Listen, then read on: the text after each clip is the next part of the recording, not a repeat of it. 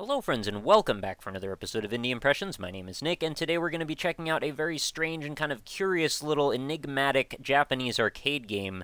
And bear with me if this title isn't 100% perfect, but Dosukoi Saikoro is basically a physics-based game where we're going to be trying to save this sumo wrestler statue from falling off a set of dice and various other impediments by trying to shoot things.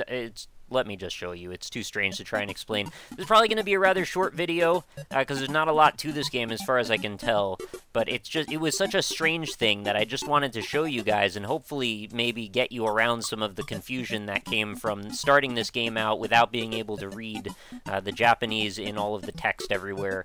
So basically, we're going to be controlling this tiny little sumo who happens to be making a very strange movement animation. I'm not sure what his deal is. Maybe he's climbing along in the background or something like that. And he can shoot a bolt if you press Z. Now you'll notice there's all these dice everywhere, right? Now these dice are what's holding up this sumo up here, which you can touch and you can manipulate and move around. And you can't touch these surfaces. Those cause you to explode. Same goes for some of... Actually, is it... I don't even know if maybe any of the dice actually hurt you. I think maybe... I thought it was the red ones, but I think it's not. I think it's just... Oh, I'm turning green now. I'm not quite sure what's up with that. Let's move this statue over a little bit more. The goal is to prevent this statue from falling off of this platform or this set of dice. And we want to try and collect as many points as we can without this thing falling over. And oh my goodness, the things are shifting. The dice split apart occasionally, which can result in some very confusing moments. But if you can shoot the bigger ones or the ones with larger value, it seems to result in a larger amount of points as well. And eventually you want to try to navigate to get this sumo statue down a few pegs. Otherwise, the stability gets so off that it's kind of impossible to keep track of things. So it's almost got a little bit of like a boom blocks element to it, although not quite that simple. And you don't get any credit, of course, if the dice fall off the bottom of the screen or the entire thing topples over. The only points that I can tell seem to come from you shooting them yourself. And you gotta wait between shots. Uh-oh. Alright, I haven't had this happen before. I'm not sure what to do yet. Oh, crap. Oh, I guess the giant sumo will actually crush them as well, giving you more points. So maybe there is an impetus to have him fall a little bit. But if these all start to get really off balance and things start to shift, and I'm not there to grab this guy, it's not going to work out in our favor. So let's keep pushing him over a little bit. I want to get down there, but I don't think I'm going to get it. Oh, God! Oh, he fell off. It actually took out part of the bottom platform. I find this game surprisingly entertaining for how simple it is. I'm not even sure I understand all of the nuances to what exactly is going on in it. But it is kind of fun. I feel like it really is kind of fun. I want to give this another try, because I feel like I can do a little bit better. My first attempts at this were met with complete and utter disaster. You know, it's sort of like a Jenga thing as well, in that you have to sort of plan out how things are going to start moving.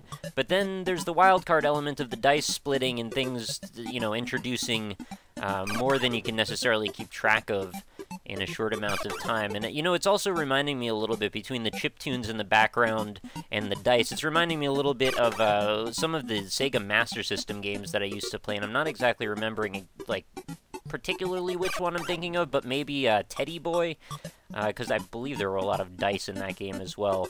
But it's just a very strange, bizarre aesthetic that doesn't really have much of a basis in much of anything. That was awful.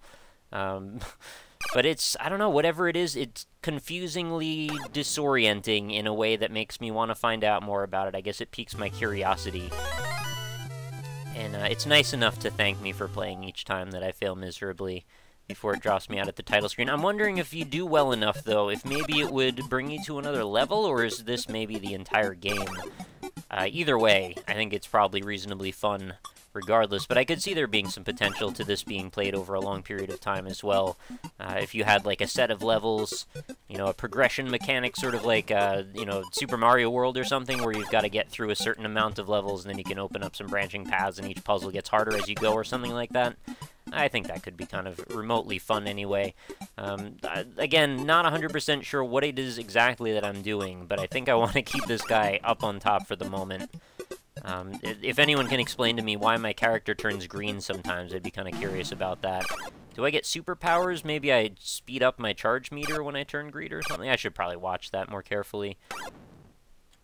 I kind of just want to keep playing this. I don't know why this is so addictive. Alright, put me back in. Let's go for one more round, and then we'll call it a day. It's going to be a short video, obviously. And I also like how when you first start out, there's always, like, a dice or two, or one... is that... do you call them a singular as a dice? A die, right.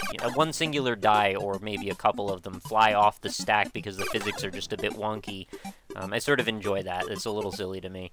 Can we get this guy to maybe... I'd love to get him a combo, like have him drop on a bunch of these at the same time, and maybe... Oh god, it's shifting.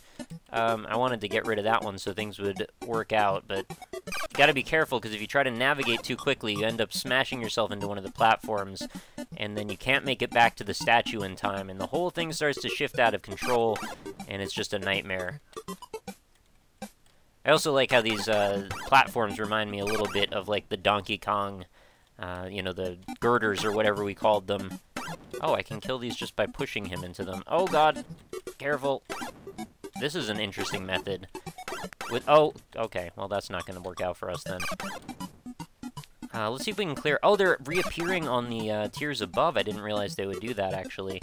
So there's potential to be gaining maybe infinite score then, if you can do something like that. And I think the Sumo's actually much, much more stable in that particular position, but he's not going to be for very long if these die keep pushing him along and off of things. Or the ones above start to trigger the platforms to slide around. So I could essentially probably sit here just like this for a while and just let things reappear and kill themselves on him. But that would kind of be a little bit cheap, wouldn't it? So I should probably get rid of... Well, this one right here seems pretty safe.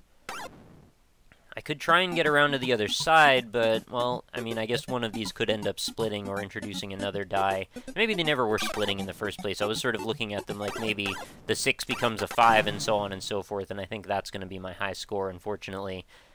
7,000. Not terrible, I suppose, but also not perfect either.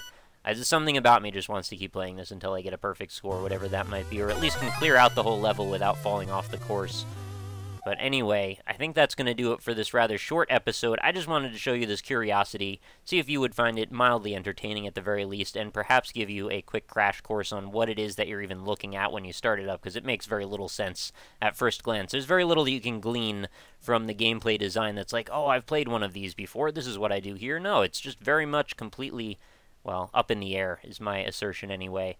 If you see that differently, feel free to let me know. I'd be very curious to know what your opinions are of something like this.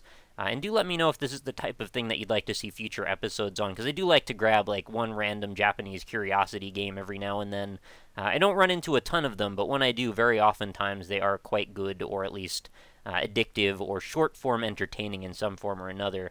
So let me know in the comments what you think. Let me know what your high scores are, too, because I'm kind of curious if you guys could get more out of this than I did, and if you managed to reach any other levels, or if there's more to it than just that one. But I just want to hear your general feedback on something like this anyway. So with that, I will leave you for another day. Description's got the download for it. Description's also got social media links if you want to check them out. New episodes go up every single day on Indie Impressions, so feel free to come back again tomorrow. Also, if you enjoyed the episode, consider leaving a like on it, because it does help me out quite a bit.